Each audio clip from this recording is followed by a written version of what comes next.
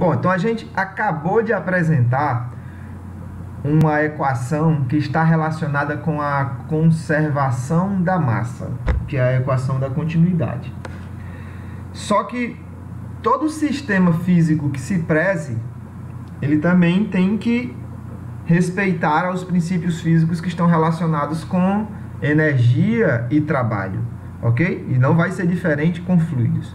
Então, um fluido, ele se move, então é como se a gente pudesse considerar partículas do fluido ou pedaços do fluido, como está destacado aqui, ó. É um fluido incompressível. Vamos considerar esse cilindro do fluido aqui. Esse cilindro tem velocidade, então esse cilindro tem energia cinética. Esse cilindro está a uma determinada altura em relação ao nível de referência, então ele tem energia potencial gravitacional. Esse cilindro está sendo empurrado por alguma força que o restante do fluido está fazendo nele. Então tem alguém fazendo um trabalho. Então, o balanço dessas coisas, né, tem que respeitar as leis físicas que a gente conhece.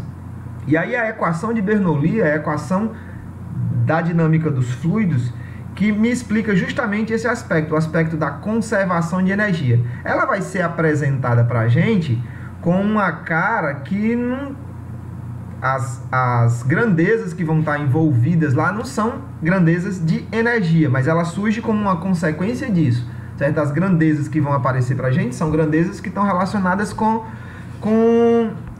fluidos, né? As grandezas com as quais a gente lida quando trabalha com fluidos. Mas é uma consequência das considerações que a gente faz sobre energia e trabalho. Pois bem, a dedução dessa equação seria um pouco complicada para a gente fazer aqui nessa videoaula. Então eu vou apresentar para vocês a equação como ela se apresenta ao final da dedução. Bom, o que é que a equação de Bernoulli diz? A equação de Bernoulli diz que tem uma grandeza relacionada com esse fluido aqui, que ela permanece constante, ou coisa boa, tem uma grandeza que permanece constante. Quer dizer que se eu calcular essa grandeza aqui no ponto 1, se eu calcular essa grandeza no ponto 2, ou se eu calcular essa grandeza em qualquer outro ponto ao longo do canal, essa grandeza terá sempre o mesmo valor. E que grandeza é essa? Essa grandeza que está escrita aqui embaixo. Se eu pegar a pressão do fluido em um determinado ponto, somar pelo produto μ, que é a densidade do fluido, G, que é a gravidade, H, que nesse caso aqui H não se refere à profundidade em relação a uma superfície, não, H se refere realmente à altura em relação ao nível de referência, e somar isso com outro termo, que é o termo densidade, velocidade ao quadrado dividido por 2, essa soma aqui, desses três termos, vai ser sempre constante. Esses três termos podem ser pensados da seguinte forma. O termo P, ele é chamado de pressão estática. Pressão estática. O que é a pressão estática? Imagina a situação em que você está andando de carro, né, e você coloca a sua mão para fora do carro, para fora da janela. A pressão estática é a pressão atmosférica que a sua mão está sentindo. Ou seja, a pressão que você sentiria se o carro tivesse parado. Esse outro termo, μ vezes V ao quadrado sobre 2, é o que a gente chama de pressão dinâmica. Você deve ter notado, quando você colocou a mão para fora do carro, que além da pressão atmosférica que a sua mão sentiria se o carro já tivesse parado, você sente um acréscimo de pressão na palma da sua mão, em virtude do movimento do carro. Essa parcelazinha aqui é a responsável por aquele acréscimo de pressão que você sente em virtude do movimento dentro do fluido. Esse terceiro termo, ele funciona como uma densidade de energia potencial gravitacional. Perceba que esse termo aqui, ele é exatamente a energia potencial gravitacional do fluido dividido pelo volume do fluido. Ó, porque energia potencial gravitacional é massa vezes gravidade vezes altura. Se eu divido isso pelo volume, esse termo aqui vira a densidade do fluido. Então, esse termo ele dá para mim a quantidade de energia potencial gravitacional que o fluido tem por unidade de volume. Alguns livros falam desse termo como ele sendo a pressão hidrostática, porque ele tem exatamente a mesma forma matemática, envolve as mesmas letrinhas que a gente usa para calcular a pressão de uma coluna de fluido, densidade, gravidade e profundidade, certo? Acontece que no contexto de hidrostática, o H se refere à profundidade. Ele se refere ao quanto você mergulhou em um fluido, tá? Então, quando a gente está falando de pressão hidrostática, o H se refere a uma profundidade. Nesse caso, não. O H não está medindo a profundidade em relação à superfície livre do fluido. Não, o H está medindo a altura que aquela parcela de fluido se encontra em relação a um referencial. Então, isso aqui é realmente associado com uma densidade de energia potencial gravitacional. Mas o que é mais importante na hora de resolver problemas é você ter a consciência de que a pressão ao longo do fluido não será sempre a mesma. A densidade de energia potencial gravitacional não será sempre a mesma. A pressão dinâmica não será sempre a mesma, mas a soma desses três termos em qualquer ponto do fluido será sempre o mesmo. Existem consequências interessantíssimas dessa equação de Bernoulli. Vamos começar a analisar essas consequências. A primeira delas dá origem ao que é chamado efeito Bernoulli, que é quando a gente trata de um canal que ele está todo na horizontal. Perceba que a equação foi definida para um caso geral em que o canal varia horizontalmente, né? Ele começa em uma determinada altura, mas ele muda de altura. É como se fosse um encanamento levando água para uma caixa d'água, descendo água da caixa d'água para um chuveiro, uma coisa assim. Aqui a gente vai analisar um caso particular quando o encanamento é todo horizontal, mas o encanamento tem um estreitamento, ok? O que acontece nessa situação? Se a gente aplicar a equação de Bernoulli a esses dois pontos, o ponto P1 e o ponto 1 e o ponto 2, nós teremos o seguinte, ó. No ponto 1, a pressão do ponto 1 mais o termo μg vezes a altura desse ponto aqui é h,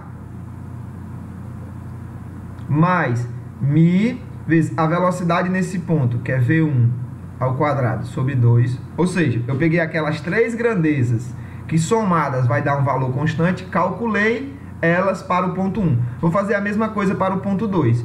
Pressão no ponto 2 mais μg. A altura do ponto 2 também é h, porque o canal é horizontal, mais μv2 ao quadrado sobre 2.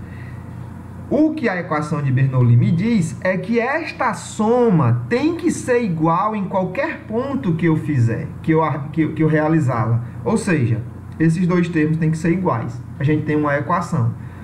Nesta equação, esses dois termos são exatamente iguais. Eles podem ser cancelados. O que nós teremos aqui como consequência? Que P1 mais μ vezes V1 ao quadrado sobre 2 é igual a P2 mais μ vezes V2 ao quadrado sobre 2. Perceba o seguinte, essa equação tem uma previsão poderosíssima e interessantíssima. O que ela está me dizendo? Se P1 for maior do que P2, se esse termo for maior do que esse, então V1 tem que ser menor do que V2. Porque esta soma tem que ser igual a essa. Então, se esse aqui, que é um pedaço da soma, já for maior do que esse, para contrabalancear, esse tem que ser menor do que esse. Ou seja, o que a gente tem como consequência? Onde a velocidade é maior, a pressão do fluido é menor.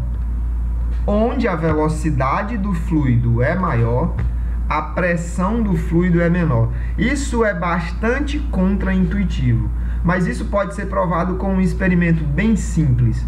né? Na sala de aula a gente faz alguns experimentos bem simples para tentar provar isso. Mas aqui a gente vai mostrar algumas situações em que esse fenômeno ele é observado corriqueiramente, certo? Mas é importante você ter isso em mente. A pressão ela é menor onde o fluido se move mais rapidamente. Então, nesse canal que nós temos aqui, se a gente fizer uso das duas equações que a gente tem e desse resultado interessantíssimo aqui, a gente vai perceber o seguinte, ó.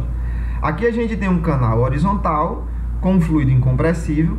Essa seção transversal é maior do que essa seção transversal, né? Então, se as seções transversais são maiores, são diferentes, mas a vazão tem que ser igual, então o fluido está passando mais rapidamente aqui. Aqui é onde o fluido passa mais rapidamente, certo? De acordo com o princípio de Bernoulli, onde o fluido passa mais rapidamente é onde a pressão é menor. Então, contraintuitivamente, né, a pressão é menor aqui, ok? Vamos ver algumas situações, algumas aplicações. Essa ideia de que onde o fluido se desloca mais rapidamente, a pressão é menor, é utilizada extensivamente, intensivamente em projetos de aerodinâmica. Por exemplo, a asa de um avião, o aerofólio da asa de um avião. Ele é projetado de forma que, quando o fluido passar pela asa, ele vai ter ele vai passar mais rapidamente por sobre a asa, certo? Ele passa mais rapidamente por sobre a asa. Na representação do fluido por meio dessas linhas, que são linhas de fluido aqui, onde as linhas estão mais próximas, significa que o fluido se move mais rápido, ok? Então, onde o fluido passa mais rapidamente, a pressão é menor, consequência do princípio de Bernoulli. Então, veja que o formato da asa de um avião, o fluido vai passar mais rapidamente, inevitavelmente, por cima da asa. Ao passar mais rapidamente por cima da asa, isso aqui vai gerar uma pressão, né, que é menor do que a pressão que surge aqui embaixo.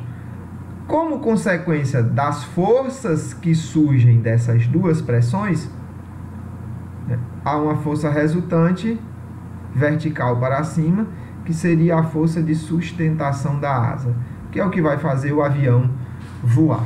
Tá? Uma outra situação em que esse fenômeno aparece de forma acentuada, todo mundo já deve ter visto um jogador de futebol chutar uma bola e ela fazer uma curva que pouca gente consegue explicar.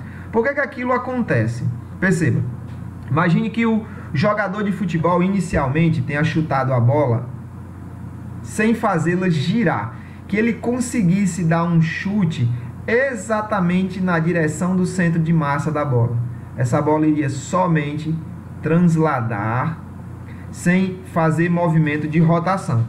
Se essa bola estiver passando por dentro de um fluido, ok? O fluido vai percorrer o contorno da bola de uma forma igual dos dois lados. Contudo, se a bola é posta a girar, o que vai acontecer? Esse lado da bola, nessa situação aqui, desculpa, deixa eu descrever melhor essa situação aqui. A bola ela tá se movendo nesta direção. A bola se mover nessa direção é como se o fluido estivesse passando pela bola nessa direção, ok? Então, o que está acontecendo? A bola está indo para a direita e a gente pode entender isso perfeitamente como se fosse o fluido vindo para a esquerda através da bola. Pois bem, como a bola está girando, essa parte de cima da bola se move numa direção contrária à do fluido. Ou seja, por atrito, essa parte de cima da bola vai frear o fluido. Já a parte de baixo da bola se move na mesma direção do fluido. Então, também por atrito, essa parte de baixo da bola vai acelerar o fluido. Consequentemente, você vai ter o fluido em cima passando a uma velocidade menor do que o fluido embaixo. Ou seja, a velocidade do fluido aqui embaixo e a velocidade do fluido aqui em cima são diferentes. A velocidade do fluido embaixo é maior do que a velocidade do fluido em cima. Mas se a velocidade do fluido é maior aqui embaixo, então quer dizer que a pressão aqui embaixo é menor do que a pressão lá em cima. Pronto. Então você tem uma pressão feita pelo fluido aqui e você tem uma pressão feita pelo fluido aqui. Como consequência dessas diferenças de pressão, surge uma força que vai tender a puxar a bola numa direção que é transversal à direção em que o fluido se desloca. A consequência disso é que a bola vai continuar andando para frente, mas ela vai ser puxada lateralmente e o movimento dela será curvo dentro desse fluido, ok?